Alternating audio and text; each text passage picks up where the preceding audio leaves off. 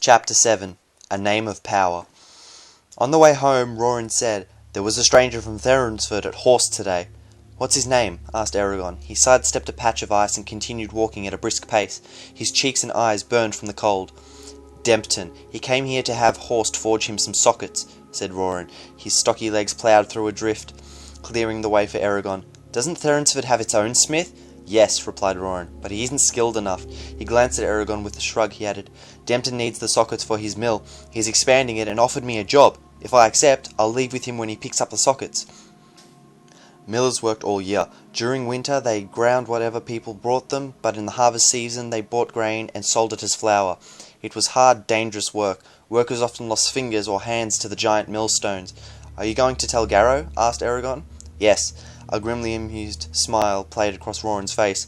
"What for? You know what he thinks about us going away. It'll only cause trouble if you say anything.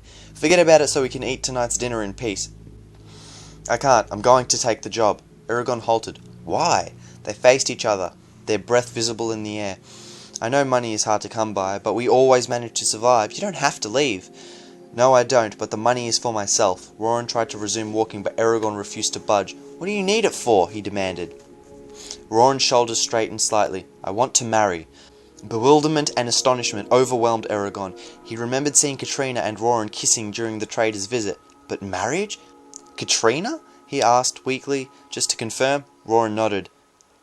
"Have you asked her?" "Not yet, but come spring when I can raise a house, I will." "There's too much work on the farm for you to leave now," protested Eragon. "Wait until we're ready for planting."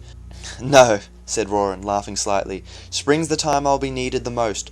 The ground will have to be furrowed and sown, the crops must be weeded, not to mention all the other chores. No, this is the best time for me to go, when all we really do is wait for the seasons to change. You and Garrow can make do without me. If all goes well, I'll soon be back working on the farm, with a wife." Eragon reluctantly conceded that Roran made sense. He shook his head, but whether with amazement or anger he knew not. "I guess I can only wish you the best of luck, but Garrow may take this with ill humour. We will see." They resumed walking, the silence a barrier between them. Eragon's heart was disturbed. It would take time before he could look upon this development with favour. When they arrived home, Roran did not tell Garrow of his plans, but Eragon was sure that he soon would. Eragon went to see the dragon for the first time since it had spoken to him. He approached apprehensively, aware now that it was an equal. Eragon. "Is that all you can say?" he snapped. "Yes." His eyes widened at the unexpected reply, and he sat down roughly. Now it has a sense of humour? What next? Impulsively, he broke a dead branch with his foot. Roran's announcement had put him in a foul mood. A questioning thought came from the dragon, so he told it what had happened.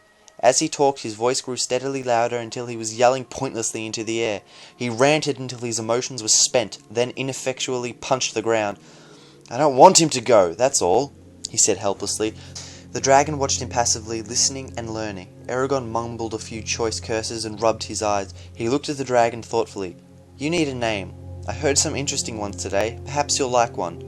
He mentally ran through the list Brom had given him until he found two names that struck him as heroic, noble, and pleasing to the ear. "What do you think of Vanelor, or his successor, Eredor? Both were great dragons."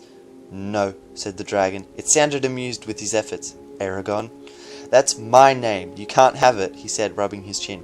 "Well, if you don't like those, there are others." He continued through the list, but the dragon rejected every one he proposed. It seemed to be laughing at something Eragon did not understand, but he ignored it and kept suggesting names.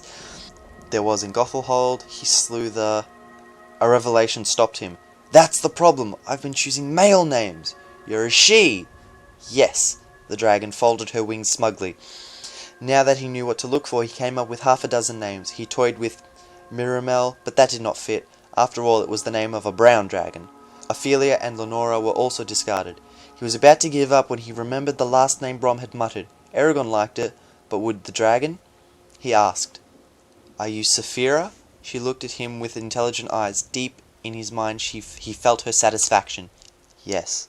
Something clicked in his head, and her voice echoed, as if from a great distance. He grinned in response. Saphira started humming.